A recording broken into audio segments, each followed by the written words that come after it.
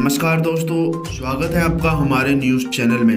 दोस्तों आज बात करेंगे देश दुनिया की सभी ताज़ा और बड़ी खबरों की। दोस्तों लेकिन उससे पहले आप भी भारत में रहने वाले सभी किसान भाइयों का समर्थन करते हैं तो इस वीडियो को पूरा जरूर देखें। एक बात मुझे बताइए, आज मेरे देश भारत की ये विडंबना है कि आज भाई को भाई से लड़ाने का प्रयास किया जा रहा है। एक और जिसका पिता यहाँ पर खड़ा हुआ है, देश का किसान जो परेशान है, और दूसरी ओर बेटा जो सरहद पे खड़ा हुआ शहीद हो जाता है, उसी बेटे से उसी पिता को पिटवाया जाता है। ये है मेरे देश की सरकार और ये है आज मेरे देश की विडंबना।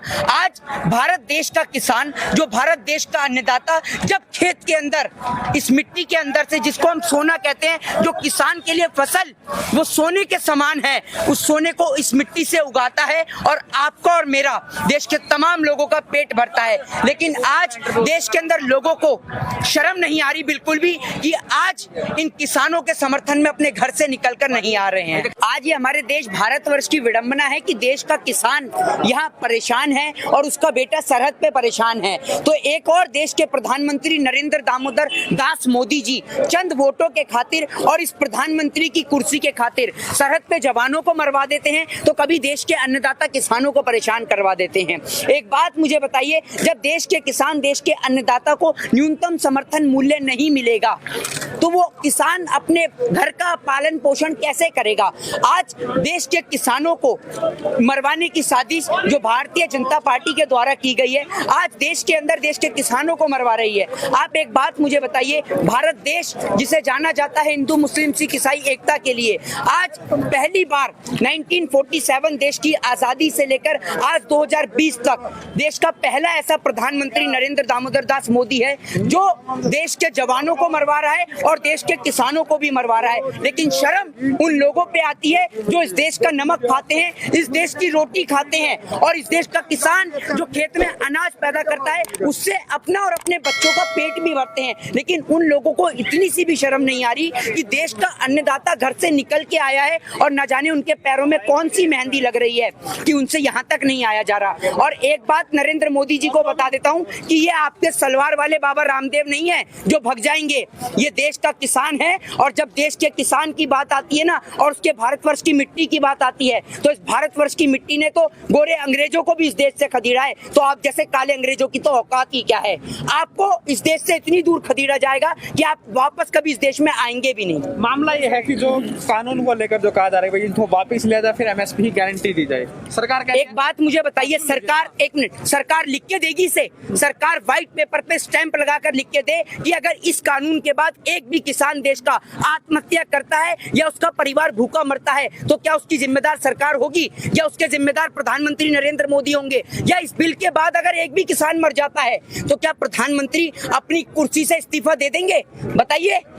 आप हर एक चीज का निजीकरण करने में लगे हुए हैं, हर एक चीज का प्राइवेटाइजेशन करने में लगे हैं। कम से कम इस किसान को तो छोड़ दीजिए। अगर इस किसान ने फसल उगानी बंद कर दी ना, तो आपकी सरकार की और आपके नेताओं की इतनी औकात नहीं है जो अपने घर के अंदर एक धनिया भी उगा कर दिखा दें। वो तो एक किसान है जो आप जैसे नेताओं का पेट भर रहा है, वरना अगर ये किसान अपनी पे आ जाए ना तो अभी भी सरकार को सबक सिखाने में माहिर है। और आपको बता दूं प्रधानमंत्री महोदय, आप जैसा झूठ बोलने वाला प्रधानमंत्री महोदय कहते हैं मैं फकीर हूं।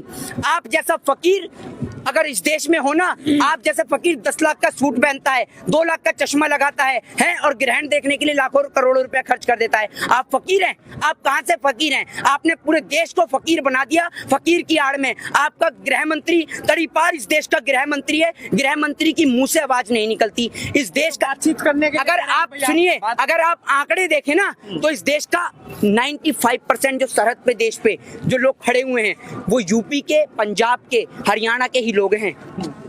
और जिन लोगों से आप पिटवा रहे हैं ना इस देश के किसानों को, वो उन्हीं के बच्चे हैं। और ये तो इस देश की विडंबना है कि एक का पिता यहाँ पर आया हुआ है देश के लिए, उसका पिता किसान है तो वो देश के लिए आया हुआ है, और दूसरी ओर उसका बेटा सरहद की हिफाजत के लिए खड़ा हुआ है और सरहद की हिफाजत करते करते शहीद हो जाता है। आप जैसे लोगों को क्या पता?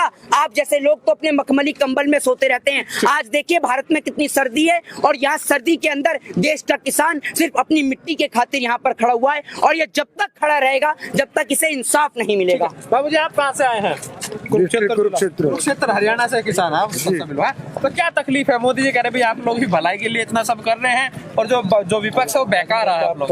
अगर आपको भलाई करनी है ना नरेंद्र मोदी जी, तो एक भलाई कर दीजिए, अपना इस्तीफा देकर पूरे देश पे ये एहसान कर दीजिए। ये सबसे बड़ी भलाई है। बताइए कब दे रहे हैं इस्तीफा? पूरा देश आएगा आपके इस्तीफे को देखने के लिए। आप इस्तीफा दीजिए इस देश से, ये सबसे बड़ी भलाई है। देश के प्रधानमंत्री जी से अगर पूछ लिया जाए ना, जिसकी वो बात कर रहे हैं एमएसपी की, इसकी फुल फॉर्म नहीं बता पाएंगे। न्यूनतम समर्थन मूल्य क्या होता है ये नहीं बता पाएंगे। देश के प्रधानमंत्री जी जीडीपी की फुल फॉर्म नहीं बता पाएंगे। ये चाय वाले ने पूरे देश को, ये वाक्य में ही चाय बनाई नहीं है, इसने चाय बेची है। और उसी तरीके से आज देश का हर एक हिस्सा बेचने में लगा हुआ है, नीलाम करने में लगा हुआ है। कहना युवा कैसे देख रहा है इसका? ये जो कानून है, ये कानून ये समझ सरकार का काला कानून है।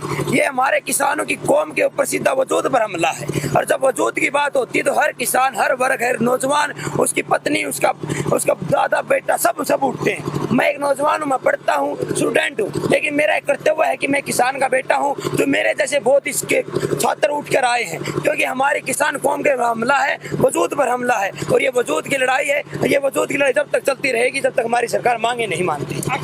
देखा जाए जो पूरा आंदोलन है सब पूरा जो हरियाणा में, पंजाब में ज्यादा है। नहीं, देखिए हरियाणा पंजाब की बात नहीं है। देखिए तो दिल्ली की, हम राजस्थान से आए हैं। पंजाब राजस्थान से बिल्कुल राजस्थान से आए हुए हैं। और यहाँ से कम हम 600-700 किलोमीटर आए हुए हैं। क्यों आए हुए हैं?